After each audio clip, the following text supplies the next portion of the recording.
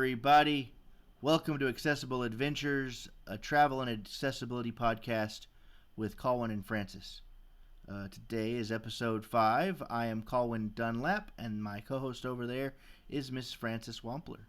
Hello, everybody. Thanks for joining us for episode 5. Can you believe that we're already at episode 5?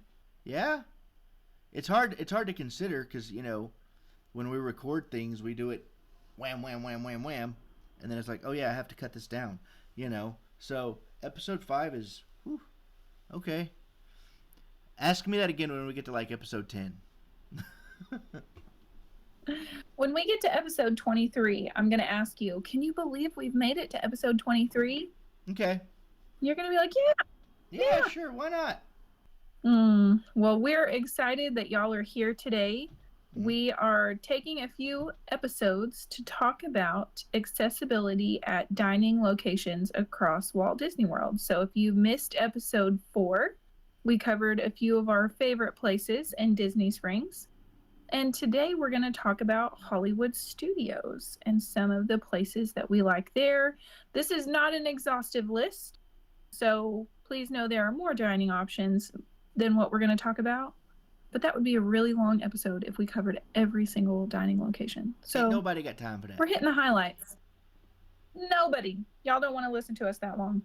So if you have questions about locations we don't cover, please put those in the comments or email us at accessibleadventurespod@gmail.com. We want to hear from you and hear what your thoughts are. Do you agree or disagree with us? Are there places that we need to cover that we didn't? Put those things down in the comments. All right. So Hollywood Studios, I would say there's been so much growth over the last couple of years with Galaxy's Edge and Toy Story Land. There are lots of places, but we're going to just really hit our top 4 today. We're going to talk about not even necessarily our top 4, but just 4 of the places and the accessibility rating. So you'll hear us give a rating of 1 to 5, 1 being the lowest, 5 being the highest, on what we think as far as accessibility goes. And we'll also talk about how good we think the food is, because we can't talk about food and not tell you how good it is, or how not good it is. But I don't think there's any on this list that we've said that we don't like. Yeah. So the newest dining location at the time of filming this is Roundup Rodeo BBQ. It just opened not too long ago in Toy Story Land. So if you are entering back from, it hasn't. I think it's only been like 6 or 8 months. I think it's been like 8 months, yeah. That it's been open. Yeah, not too long at all, but it's there in Toy Story Land. It is the table service location. Accessibility here was awesome. We went in January. There's tons of space inside. There's lots of tables, but they're able to kind of move them as needed. I would give it a 5. I would give it a 5 on the accessibility rating. Nice. Not just for like getting into the restaurant, but this is one of those locations that's all you care to enjoy, and they bring the food to your table. So you don't have to go up to the buffet to fill your plate. They bring it out kind of family style, and you kind of scoop it out based on what you want, and whatever you like, they'll bring you more of. So we enjoyed that just kind of opportunity of not having to take kids up, back and forth to the buffet, or the challenges that come from eating at a buffet, which we'll talk about later on in some of these episodes. But for taste, we loved it. So we also gave it a 5. That was our thoughts. Y'all haven't been yet, right? No, and I was kind of on the fence about it because I am a huge barbecue fan, and a couple of people that I know other than you that have gone have been like, it's okay, if you're a big fan of Texas barbecue as much as I am, they're like, you might be disappointed because my friend got brisket there and he was like, dude, it was so dry, and I was like, what? Nope. So I'm a little surprised that you said you liked it as much as you did. So it kind of is leaning me more toward wanting to go. We had heard mixed reviews before we went. And so we were like, okay, we're doing this for the kids. You know, there was our group was 11, there was 11 of us when we went, and it just felt like everybody found something that they liked. There was brisket and sausage. I want to say there was chicken maybe as well. And then, you know, like the sides, my youngest son loves mac and cheese, and then they like crumble up little like goldfish or something on the top, Cheez-Its or something. There's like a cheese kind of dust on the top. So it just felt like there was something that everybody enjoyed. The biscuits are where it's at. Okay. The barbecue sauce was good. I liked it. Now, was the brisket a little bit dry? It might have been a little dry. Could you get barbecue better somewhere else? Maybe. Maybe. I haven't eaten at the new barbecue place over at Epcot, so I can't really compare it to anything else at Disney. But we all enjoyed it. Everybody liked it. Right. So. Right. You're talking about Flame Tree, right, over at Epcot? Flame Tree is at Animal Kingdom. What's the one? Flame Tree Barbecue. Yeah. The one at Epcot, it's, what's it called? Regal Eagle. Oh, yeah. Or something Regal like Eagle. That. It's in the American Pavilion. Okay. Yeah. I said new, but I just think it's like they had kind of an overhaul. So it's not necessarily like new. I think it's been around for a little bit.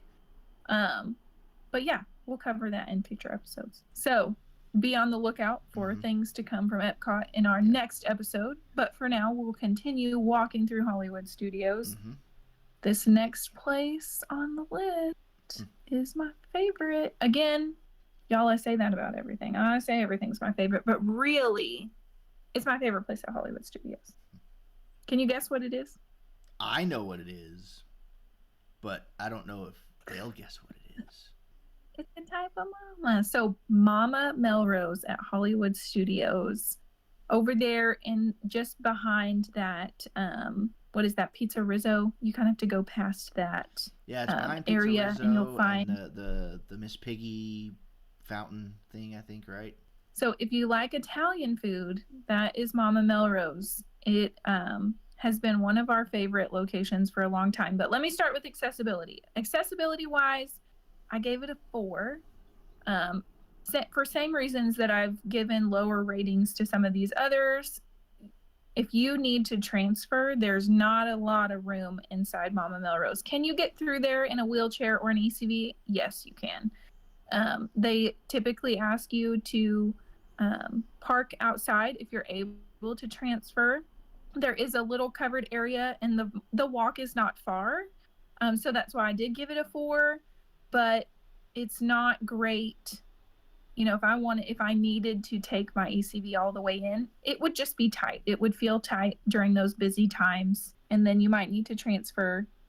So that's kind of why I went the 4 route. We love it as far as taste goes. It's really pretty high up for us. We've never had a bad experience. We always enjoy it. So I gave it a 5 on the taste scale. I also know that Mama Melrose just updated their menu. They added like 6 new items to it, and everything that I've seen about the new items are something that I'm like, I want that in my body right now, like immediately, give it to me.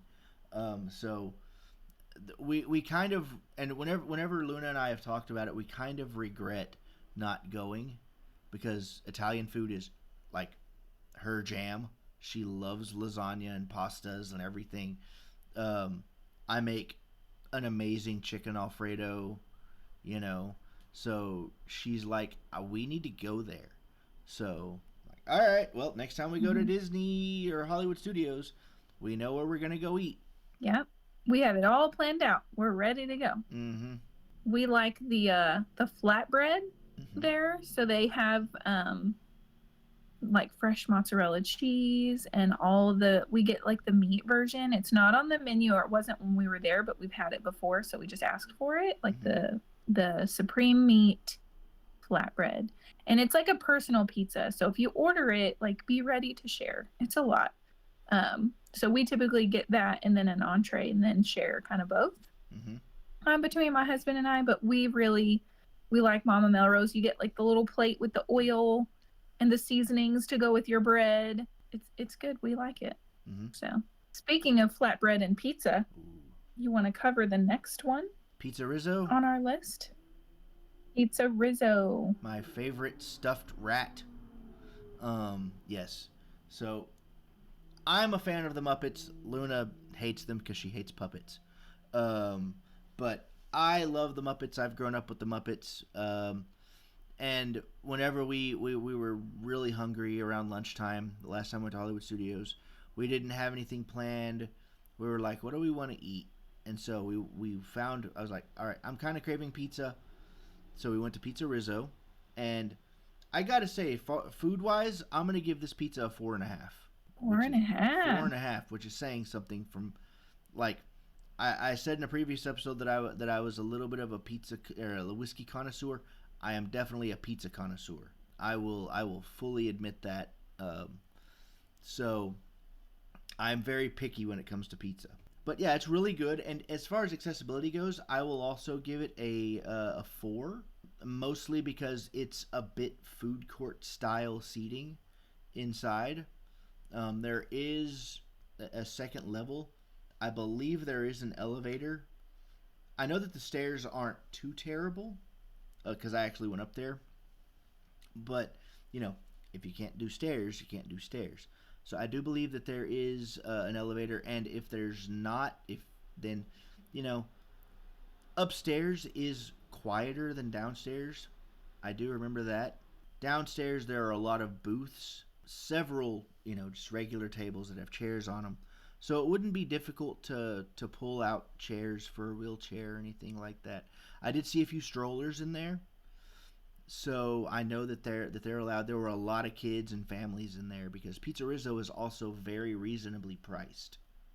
That was another reason why we went Mm-hmm. there, because we had been, that was Hollywood Studios was our last park at the last time we were there. So we were feeling the pinch in the pocketbook. So we're like, all right, something relatively cheap but also good, and PizzeRizzo was ideal for that scenario. Again, also if you like Muppet stuff, there's Muppet references all over the restaurant, and it's funny. Like there's even a picture of my favorite thing. I think I may have had it. I'll have to look. I may have taken a picture of this. There's PizzeRizzo uh, standing in a picture next to the rat that was carrying the slice of pizza down the subway stairs there in New York City. Um, and he's like, "Hey, see, we rats love pizza," you know. So it's just funny and cute. Definitely family friendly. We haven't eaten there, but I've gone past that area quite a bit. And one of the things I really like too that you didn't mention is like there's some outdoor seating. So if Oh yeah. inside, yeah, if it gets too loud or maybe it's too crowded or it feels nice enough that you want to sit outside, um, there is quite a bit of outdoor seating. And there's umbrellas, right, over each of the tables I believe outside, so. or at least a covering or something. If it's not tables, it's an awning, like one of the pizzeria Mm-hmm. style or Italian restaurant style awnings. Yeah. PizzeRizzo, you mentioned it being more economically friendly. It Mm-hmm. is that quick service, whereas the Mm-hmm. the first two we talked about are those table service locations. And so PizzeRizzo is that quick service location. If you're on the dining plan, Mm-hmm. you can use your dining credits there at PizzeRizzo for a quick service option. I think if you've got picky eaters, too, PizzeRizzo is pretty easy to accommodate Mm-hmm. those, maybe picky eaters or someone with some sensory kind of struggles.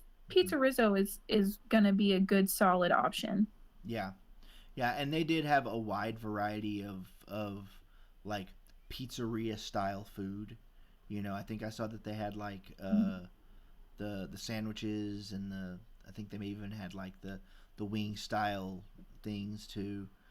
The lines can be a bit long, and from what I remember, the queue is a bit narrow. They put the barriers, a little like velvet barriers and posts out there, and it's a little narrow because you're right there along the Muppet area of Hollywood Studios.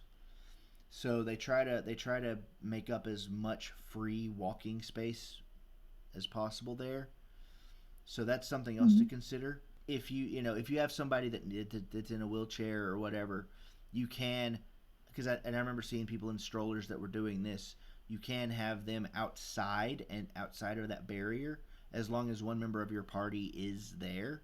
Once you get to the once you get to the door, um, the host there will take off part of the barrier and let the stroller or the wheelchair or whatever come through. We'll have to take the kids sometime. I bet they would like it. Mm-hmm.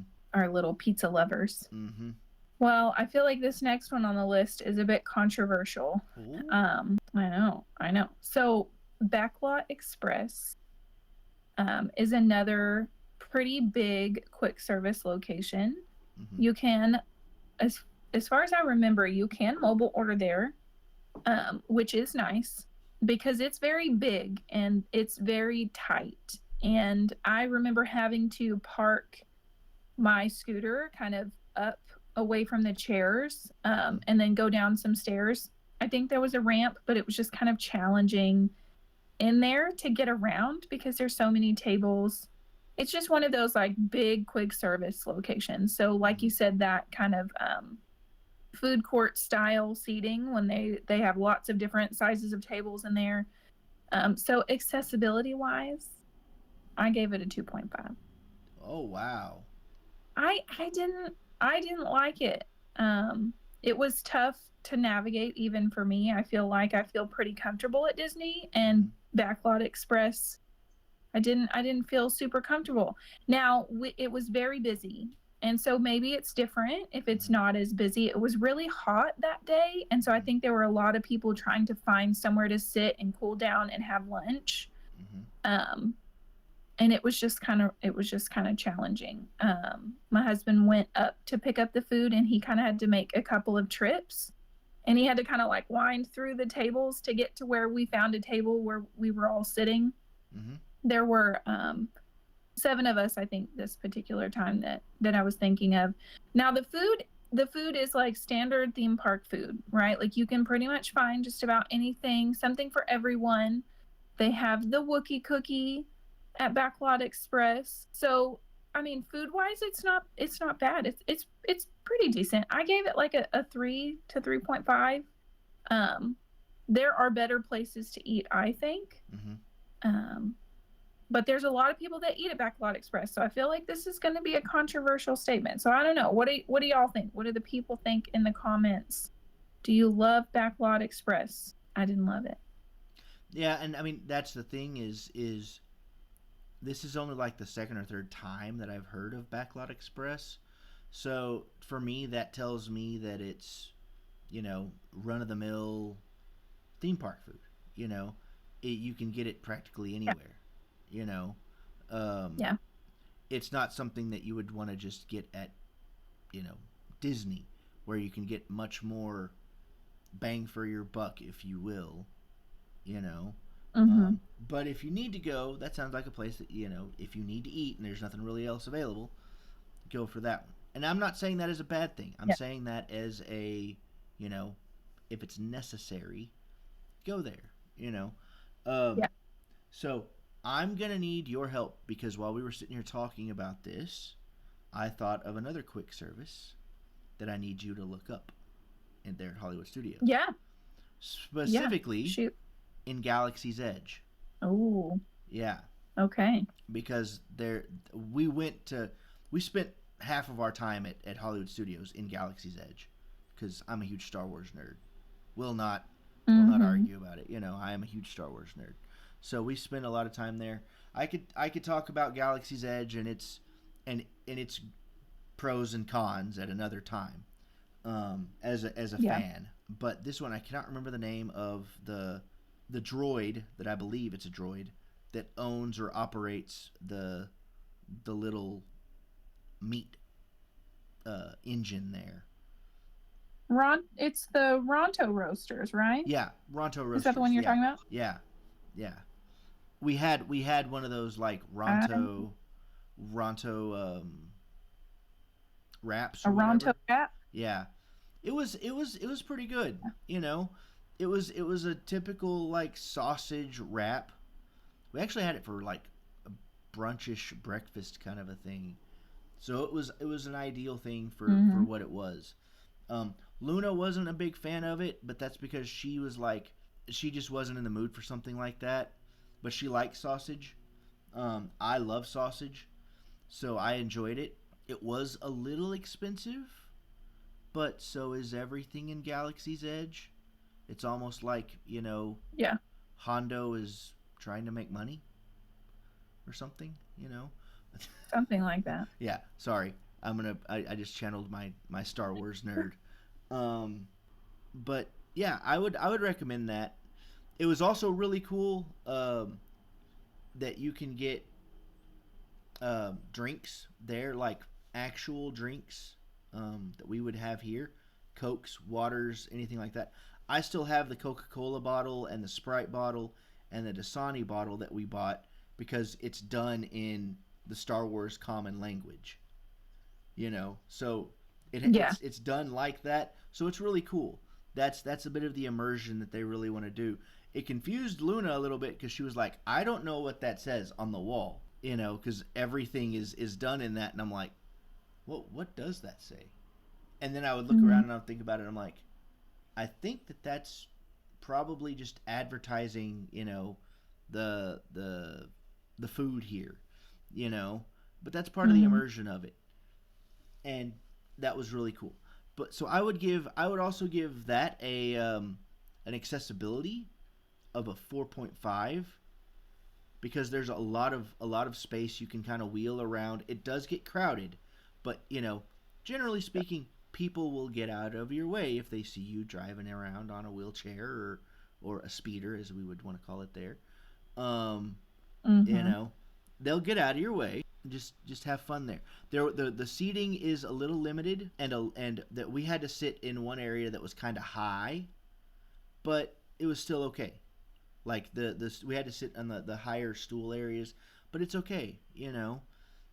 That's the one thing. That's another Mm-hmm. reason why I only give it a 4 is the limited seating. Otherwise, the food I would give it also a 4. What do you think? I agree with you. I would give it probably a 3.5 to 4 for accessibility. If you're, on a speeder, it can be kind of tight Mm-hmm. in there. There is a ramp. Once you get to Smuggler's Run, you kind of cut back to the left, and there's a big ramp there.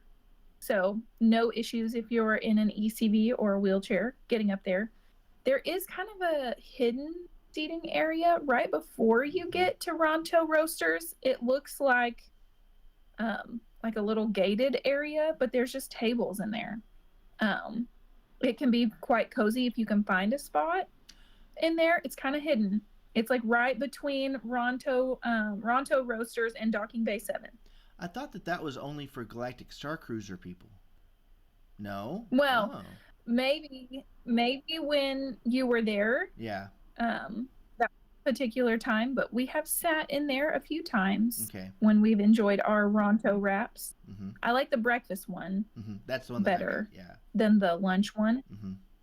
Mm, yeah, so I enjoy the Ronto area, and you can mobile order there too. So you could find a spot to hang out, do your mobile order, and then send maybe one person up to get it and bring the food back. And that might be another way That's true. to kind of alleviate some of those accessibility concerns. Um, but yeah, it's a pretty nice little area back there. It does get busy because it's Galaxy's Edge. Yeah. It gets kind of tight sometimes. So yeah, it's definitely a thing to look into if you're in Galaxy's Edge and need a bite to eat.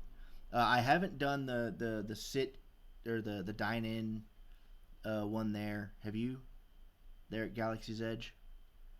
No, because the wait time Mm-mm. is so outrageous. It's I want to because I'm really curious about it.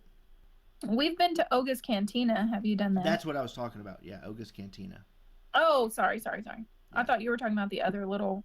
I think it's Docking Bay 7, but it's still a quick service, I think. Mm-hmm. But yes, Oga's Cantina. You can do advanced dining reservations Mm-hmm. for Oga's Cantina. Accessibility wise, there is a lot of standing tables.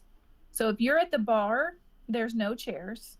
Hmm. And then they have some tall tables that still don't have chairs. So sitting areas can be kind of hard.